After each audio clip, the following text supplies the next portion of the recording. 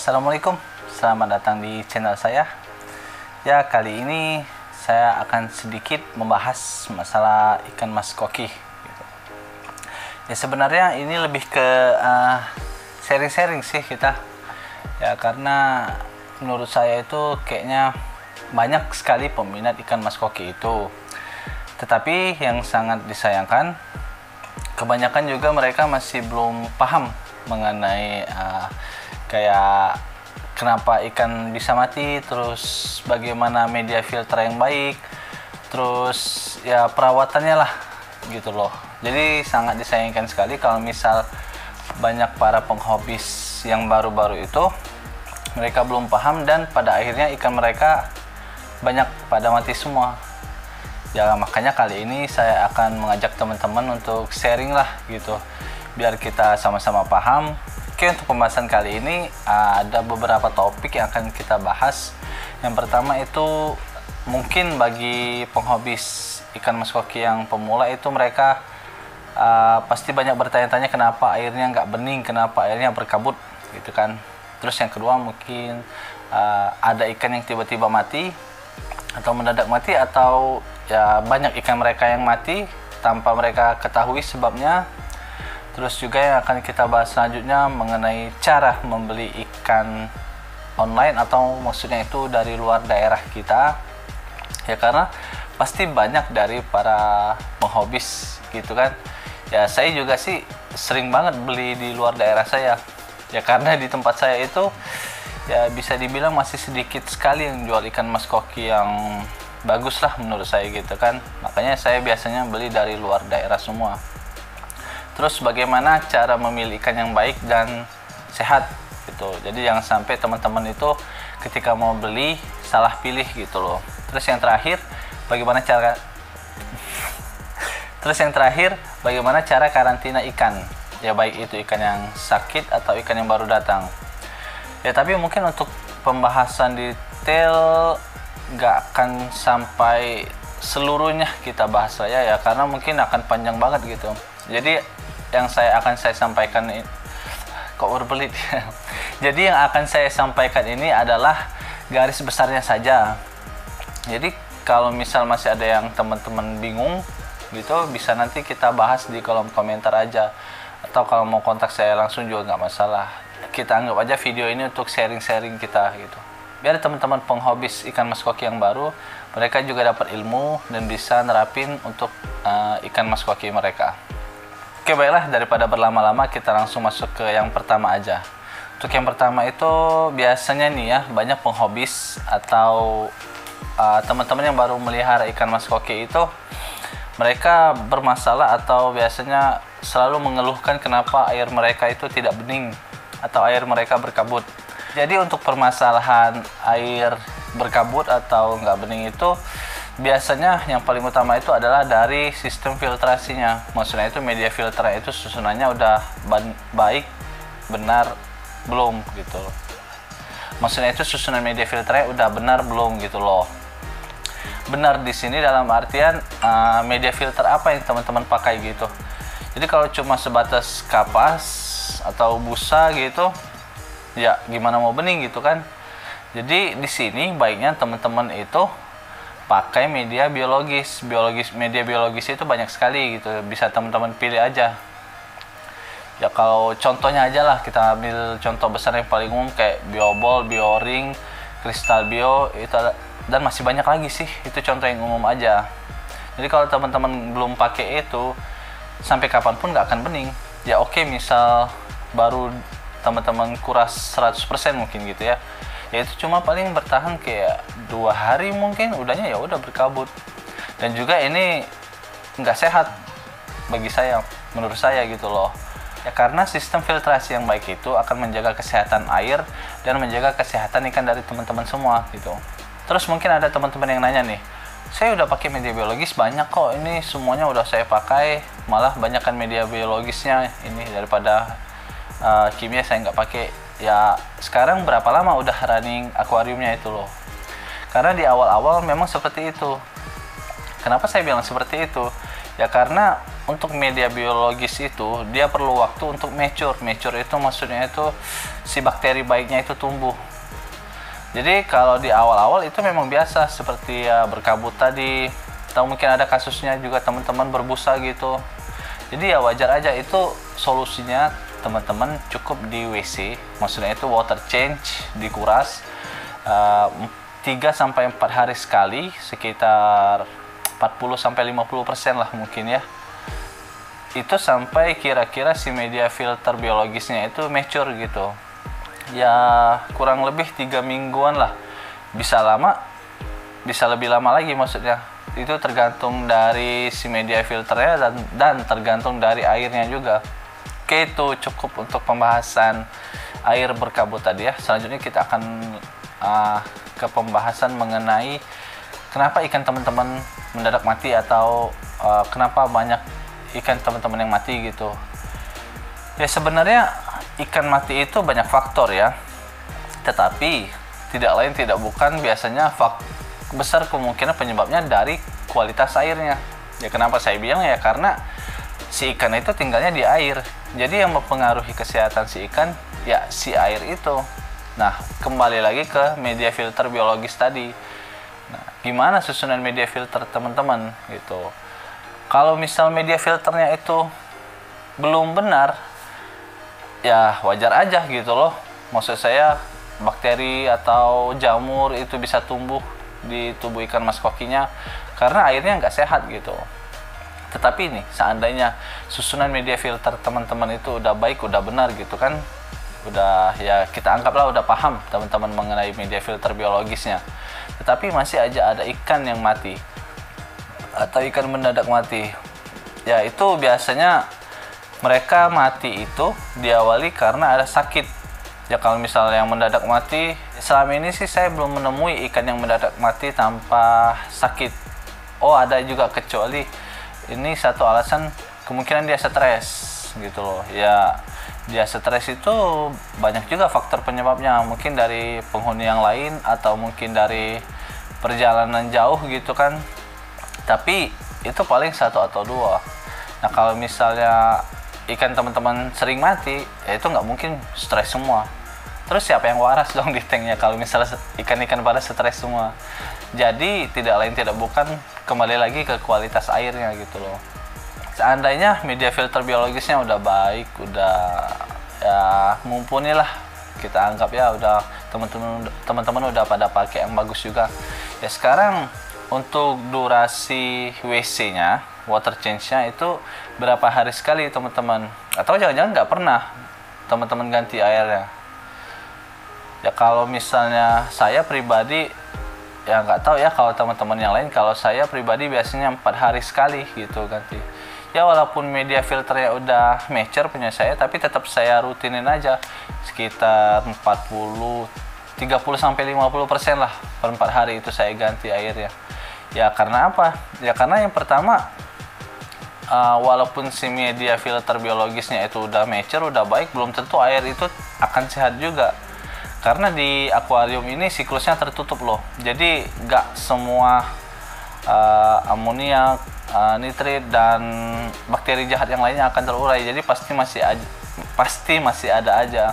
Jadi makanya kita harus di WC berkala juga gitu loh. Dan faktor lainnya adalah mungkin sumber air.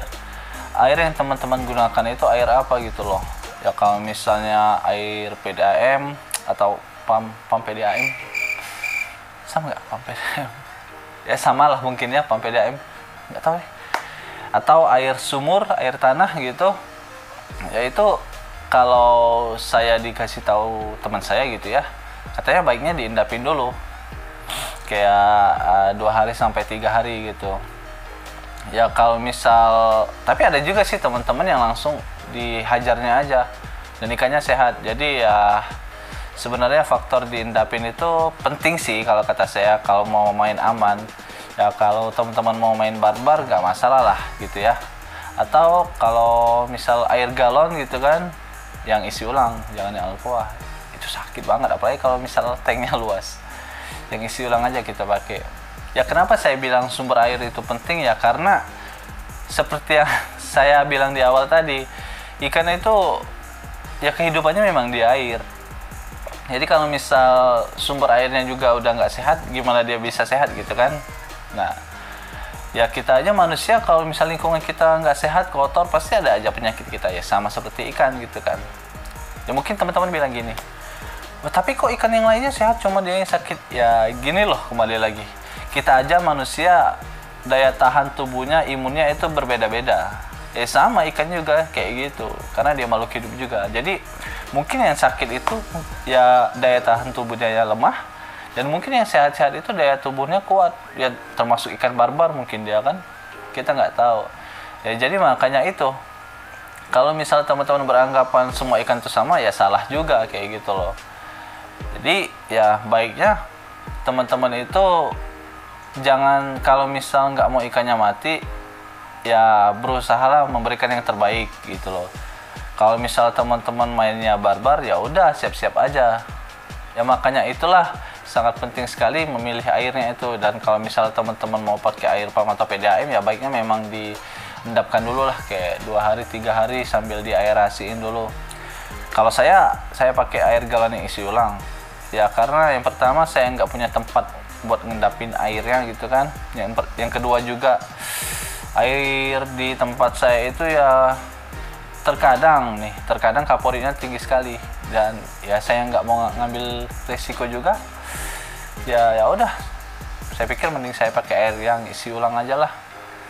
Ya karena ya gimana ya, kalau cuma gara-gara keegoisan saya aja yang nggak mau ribet atau nggak mau keluar duit buat mereka itu sampai kehilangan nyawa si ikannya, ya kasihan juga gitu loh.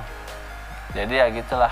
Nah, kira-kira dari beberapa faktor ini, kira-kira ada nggak yang teman-teman belum terpenuhi gitu loh? Maksudnya itu kayak media filter biologisnya belum ada, atau WC-nya jarang sekali gitu kan, atau sumber airnya itu ya kurang sehat memang. Nah, kalau misal dari 3 hal ini udah terpenuhi semua, ya saya rasa kemungkinan ikan sakit itu kecil sekali mungkin ya. Ya kecuali ada memang ikan yang membawa penyakit ke dalam tank atau akuarium teman-teman itu. Ya ikan yang sakit tadi menulari ke ikan yang lainnya, ya bisa aja kayak gitu kan. Oke, untuk yang selanjutnya kita akan membahas masalah apa tadi ya? Bagaimana cara membeli ikan online gitu. Ya sebenarnya gampang sih caranya. Ya cuma ada aja mungkin teman-teman yang masih belum paham gimana prosedurnya, atau baiknya transfer dulu atau dikirim ikannya dulu gitu kan. Semua itu tergantung dari kesepakatan kedua belah pihak gitu. Udah kayak nikahan aja ini, kesepakatan kedua belah pihak. Iya, gitu loh. Jadi kalau misal si sellernya nggak mau kalau ikannya dikirim sebelum uangnya ditransfer, ya udah berarti teman-teman transfer dulu, baru ikannya dikirim. Tapi dengan catatan ini ya, dengan catatan si sellernya itu ya benar-benar udah terpercaya gitu loh. Ya untuk membedakan seller yang terpercaya atau enggak, saya rasa sih nggak terlalu sulit mungkin ya. Ya cuma mungkin buat teman-teman yang masih baru, belum pernah beli, mungkin takut-takut juga gitu ya. Sebenarnya membedakannya itu kelihatan sih kalau kata saya. Biasanya seller-seller yang terpercaya itu postingannya udah banyak gitu di Facebooknya atau di Instagramnya. Terus juga yang nanyain, maksudnya itu setiap dia posting pasti ada yang nanya, dan itu banyak sekali yang komentar. Apalagi kalau sampai misal ada kayak temennya lah yang komentar, wah mantap nih atau gitu. Nah itu berarti udah terpercaya gitu. Tapi kalau seandainya postingan dia ya anggap aja ikannya bagus gitu loh ya, tapi nggak ada yang komentar atau nggak ada yang nanyain, itu kayaknya perlu diragukan gitu loh. Ya masalahnya di dunia Mas Koki itu, ikan yang biasa aja, maksudnya cukup bagus aja pasti banyak yang nanya, yang komentar. Apalagi misal ikannya bagus banget gitu kan. Dan juga untuk harganya, nah teman-teman itu baiknya survei dulu, maksudnya itu kisaran patokan harganya untuk kualitas segini itu berapa, untuk kualitas segini berapa. Jadi kalau seandainya ada orang yang mau menipu, dia menjual harga ikan yang bagus banget gitu kan, Seandainya kualitas ikan itu show quality lah ya, dan dia jual dengan harga yang sangat murah. Maksudnya itu kayak seharga ikan fancy aja nggak sampai gitu, ya itu patut dipertanyakan banget gitu loh. Ya makanya itu untuk range harganya perlu banget teman-teman tahu.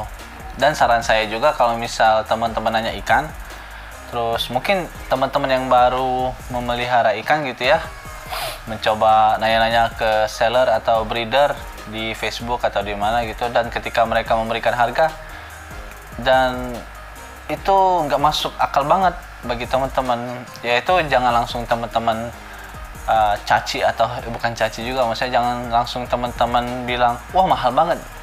Ya teman-teman lihat dulu kualitas ikannya gitu loh. Ya kalau misal teman-teman nggak tahu mengenai kualitas ikan, bisa tanya ke teman yang lainnya. Tapi saran saya jangan pernah nanya kualitas ikan dari seller satu nanyanya ke seller yang lain, ya, itu nggak baik. Itu jadi kalau mau nanya mending ke temen yang penghobis juga aja lah gitu loh. Jadi nggak akan ada rasa saling menjatuhkan antara satu seller dan seller yang lainnya gitu. Untuk pengirimannya itu opsional banget gitu ya. Kalau misal teman-teman yang nggak jauh gitu tinggalnya dari si seller, ya mungkin bisa via Gojek, itu yang dekat banget gitu, yang satu kota.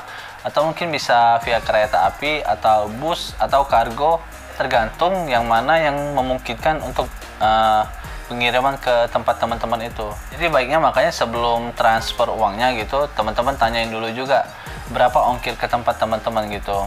Ya karena nanti takutnya harga ikannya nggak seberapa nih, karena kita anggap aja teman-teman beli ikan yang biasa gitu ya.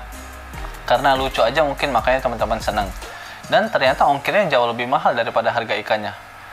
Dan ya gimana lah rasanya ya. Makanya itu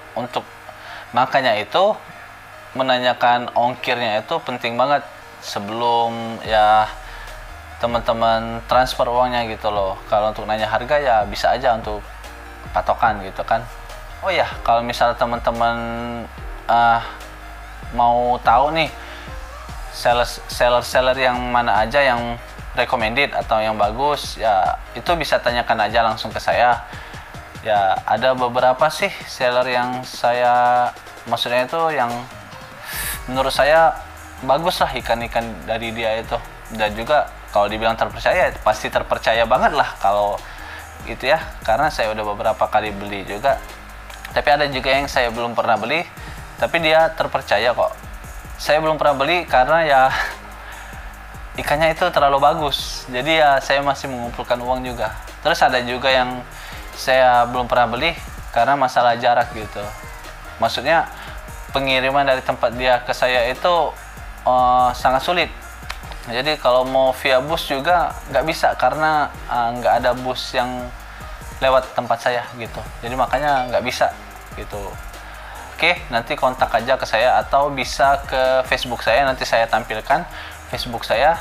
Bisa teman-teman DM atau chat pribadi gitu, langsung ke Facebook saya aja. Jadi akan saya rekomendasiin seller-seller buat teman-teman. Ya bukan maksudnya seller yang lainnya jelek, enggak. Jadi maksud saya itu di sini saya cuma merekomendasiin seller yang saya pernah beli atau yang saya pengen beli tapi belum pernah kesampaian gitu. Siapa tahu saya nggak bisa beli kan karena jarak, tapi teman-teman bisa karena dekat jaraknya, ya udah gitu kan.